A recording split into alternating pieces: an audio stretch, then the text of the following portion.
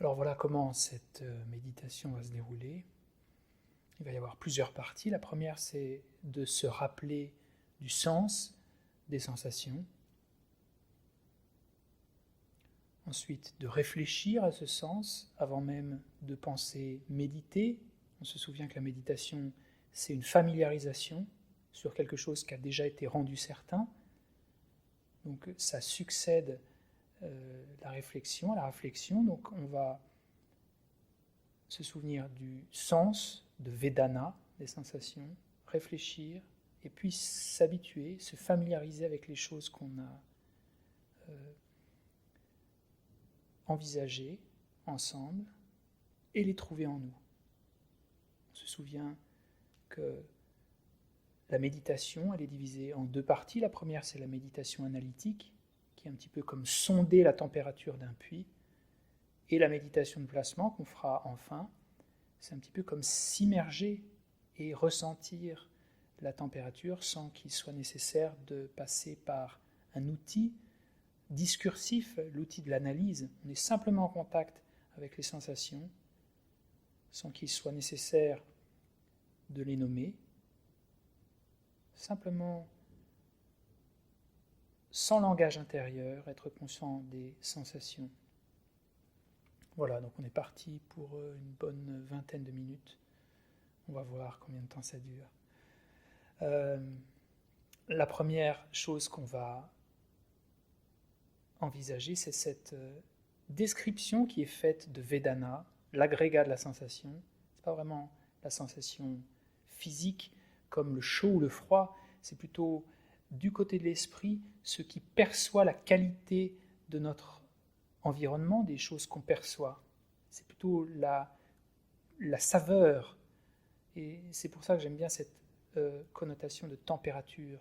C'est vraiment la température de notre perception à la fois du monde extérieur et du monde intérieur.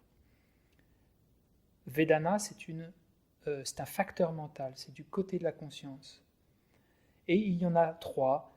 Le gâteau est divisé en trois. Les sensations plaisantes, donc c'est ce type d'expérience, par exemple une caresse, qui lorsqu'elle apparaît, j'ai envie de ne pas en être séparé.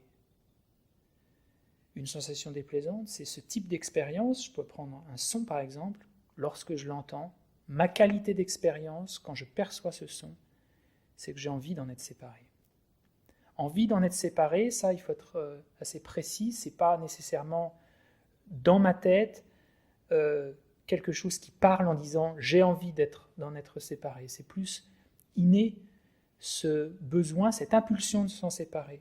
Et les sensations neutres, c'est des sensations qui ne sont ni plaisantes ni déplaisantes. J'ai ni envie de m'en séparer, ni envie qu'elle demeure. J'ai pas d'avis là-dessus. Et les sensations neutres peuvent être assez fortes. Sensations plaisantes et déplaisantes ne sont pas les deux bouts de l'intensité finalement. Ça ne fait pas comme ça. Intensité forte pour plaisant, déplaisant, et puis ce qui est neutre n'a pas d'intensité. On peut avoir une intensité forte dans le corps, un stimuli physique important, et pourtant on n'a pas envie qu'il reste nécessairement et pas envie qu'il s'en aille.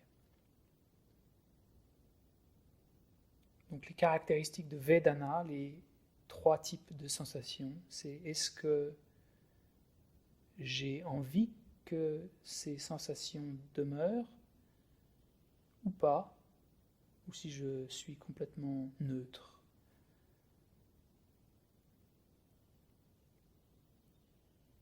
Alors maintenant, on va essayer d'y réfléchir individuellement. Je vous laisse le temps qu'il faudra. Vous pouvez, quand je le dirai, mettre en pause la vidéo et la reprendre quand vous pensez que vous aurez bien vu à nouveau le sens de ces mots, parce que c'est comme des directions qui vont nous servir ensuite dans la méditation de la méditation analytique. Donc il faut être bien sûr d'avoir revu le sens de ces mots, et déjà vous pouvez essayer de vous dire tiens, par exemple dans le corps, est-ce que c'est quelque chose que j'ai envie de conserver ou pas? c'est comme ça qu'on arrive à nommer nos sensations, simplement par le fait de sonder. Donc avant même la méditation analytique, dans laquelle on va faire ça de manière répétée, vous pouvez déjà dans la réflexion reprendre le sens de ces mots et puis essayer, à travers diverses expériences sensitives, mentales, des souvenirs, les pensées qui vous traversent l'esprit, vous demandez est-ce que ces sensations, c'est-à-dire la manière de connaître ces choses, la manière de connaître ces pensées, la manière de connaître ces stimuli physiques, est-ce qu'elle est plaisante, est-ce qu'elle est neutre, est-ce qu'elle est déplaisante?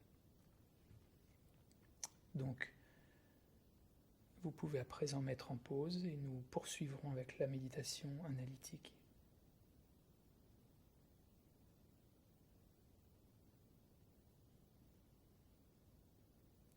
Alors un point important, c'est vraiment essayer de trouver ce rythme dans lequel on passe suffisamment de temps dans la réflexion. C'est sûr, c'est une réflexion conceptuelle, avant qu'on observe même et qu'on soit simplement dans l'observation.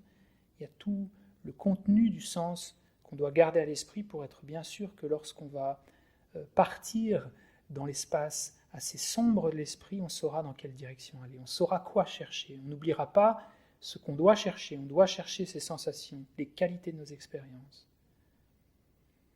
Donc maintenant, la deuxième partie, c'est vraiment de s'habituer à être comme une personne qui voudrait sonder la température d'un puits. On fait descendre la sonde avec une petite corde dans l'esprit, c'est-à-dire que de temps à autre, on va interroger le contenu de nos expériences et demander en nous-mêmes, est-ce que cette expérience est plaisante ou déplaisante? Et on va commencer par le souffle dans la semaine que vous aurez pour pratiquer cette méditation. Vous pourrez ensuite faire sur le corps les sensations des stimuli physiques, tactiles, les diverses sensations qu'on sent quand on est en train de méditer, dans le dos par exemple.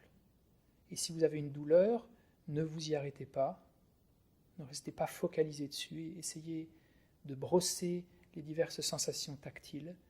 Et dans le troisième jour, vous pouvez essayer de le faire sur les sons que vous entendez. Vous demandez quelle expérience je fais de la sphère sonore. Est-ce que c'est plaisant? Est-ce que c'est déplaisant? Est-ce que c'est neutre? Et ensuite, la sphère visuelle, si vous le souhaitez. Et enfin, la sphère mentale, c'est-à-dire toutes ces pensées que vous avez. Et dans cet exercice, vous pouvez vous souvenir, parce que c'est très volatile ces pensées, parfois on les pense et le moment d'après elles se sont volatilisées, on n'arrive même plus à s'en souvenir. Donc comme on s'habitue à se souvenir d'un rêve qu'on a fait la nuit, par le fait qu'au réveil, on passe du temps à essayer de suivre le fil du rêve pour s'en souvenir, on fait un petit peu la même chose. On peut faire appel dans la méditation analytique d'un peu de souvenir. Il ne faut pas que ce soit des sensations qui sont apparues il y a 10 minutes, mais de revenir un petit peu en arrière. Et ça, on le fait avec la sphère mentale, c'est-à-dire avec les souvenirs, les projections, les pensées, les projets, toutes ces choses qui apparaissent dans la sphère mentale. Donc on va commencer avec les sensations qu'on perçoit. On va sonder, faire descendre la sonde de temps en temps, pas trop souvent parce qu'on voit que de toute façon les sensations elles se relaient dans notre esprit moment par moment, sans arrêt. On va le faire de manière progressive, de temps en temps. On pose la question, voilà, quelle est cette sensation que je perçois de l'acte de respirer?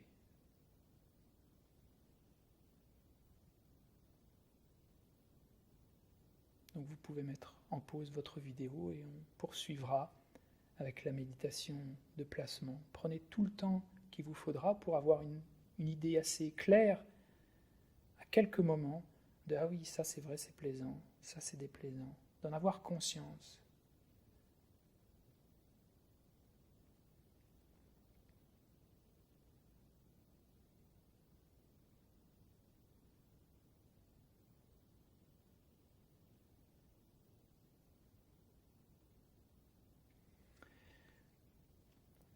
Enfin, la dernière partie de cette méditation, Maintenant que vous avez passé un peu de temps à sonder votre esprit, votre corps, la sphère auditive, la sphère tactile, l'esprit, la sphère mentale, on va pouvoir maintenant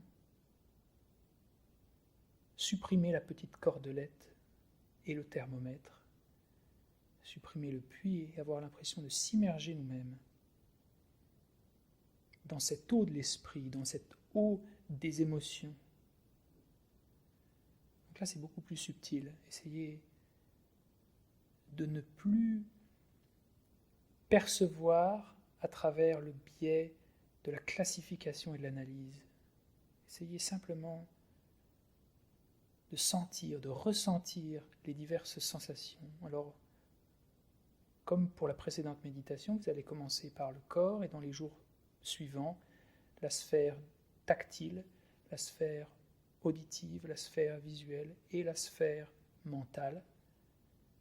Prenez le temps et cette fois-ci, essayez de percevoir sans qu'il soit nécessaire de nommer pour percevoir. Ressentez, soyez avec la qualité de vos expériences, plaisantes, déplaisantes et neutres, sans les alimenter, sans les commenter, sans les analyser, sans les pondérer, sans les diviser en cases. Simplement soyez reconnaissants de ces éléments, sans vous engager avec eux.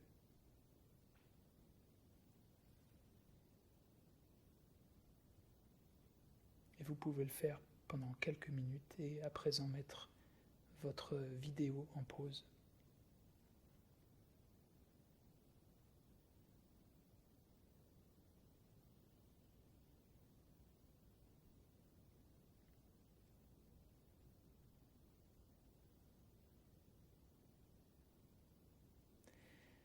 Et voilà, maintenant que vous avez passé un peu de temps, c'est peut-être pas évident cette dernière partie, c'est très subtil, c'est très difficile parce qu'on ne peut plus se raccrocher à l'analyse. Là, on est simplement dans une forme de perception de nos sensations.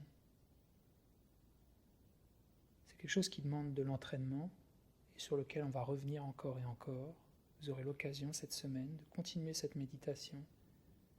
Simplement observer vos sensations, devenir beaucoup plus familier avec le contenu de nos expériences et naturellement, dans la semaine, vous aurez peut-être ces questions qui commencent à surgir dans l'esprit et là c'est vraiment de l'ordre de l'analyse, ça c'est dans la méditation analytique qui précède cette méditation que vous venez de faire, de commencer à poser des questions qui surgissent. Comment ça se fait que j'ai tout à coup, chaque fois qu'il y a une sensation déplaisante, ce besoin de passer à autre chose? Non, c'est pas ça que je veux, moi je veux quelque chose de bon. On voit que chaque fois qu'il y a une sensation, il y a une forme de réaction derrière. Ce que dans les sutras on appelle la deuxième flèche, surtout quand il y a des sensations déplaisantes, il y a la première flèche des sensations déplaisantes, et sur cette première flèche, on ajoute la deuxième flèche du rejet, qui est parfois beaucoup plus douloureuse, plantée beaucoup plus profondément dans l'esprit. Donc ces méditations, si elles sont observations dans un premier temps, le but c'est de comprendre profondément la nature de nos sensations, la nature impermanente, la nature incomplète de ces sensations. Les plaisantes, elles ne demeurent pas malheureusement. Les déplaisantes, on n'en veut pas. Et les sensations neutres, on ne sait de toute façon pas ce qui va venir ensuite. Et on peut savoir un peu plus de ces sensations, savoir qu'elles sont vides d'existence intrinsèque, qu'elles existent en dépendance, qu'elles sont interdépendantes. Donc, par simplement l'observation, on a la possibilité d'ouvrir la porte sur des compréhensions profondes, hyper importantes. Et si dans la semaine vous pensez pouvoir libérer un peu de temps pour essayer de répondre à ces questions, quelle réponse j'offre à mes sensations? Parce que c'est vraiment dans cet instant entre nos sensations et la réponse qu'il y a l'espace de la liberté de dire non, la liberté de ne pas s'engager dans le rejet si la sensation était déplaisante, ou dans une forme de saisie d'avidité si la sensation était plaisante. C'est vraiment dans cet espace que se situe notre liberté de choisir, de dire non. Et donc la méditation sur les sensations, bien plus que de l'observation de ce qui se passe en nous, c'est vraiment transformateur, c'est vraiment vecteur d'une sagesse profonde. Donc laissez ces questions, si elles surgissent dans l'esprit, laissez-leur la possibilité d'être considérées par vous totalement. Quel est le rapport que j'entretiens avec mes sensations ? Est-ce que si je veux changer les habitudes, il ne s'agirait pas peut-être d'intégrer un peu ces sensations déplaisantes, puisque c'est celles qui me font sortir de ma zone de confort, intégrer l'existence de ces choses-là plutôt que les rejeter sans arrêt. Et si je veux transformer les habitudes, peut-être que ces sensations plaisantes qui surgissent dans mon esprit, il faudrait que, à l'inverse, je ne m'y engage pas, parce qu'à court terme, elles m'apportent quelque chose quand je les suis, mais elles creusent le sillon de mes habitudes.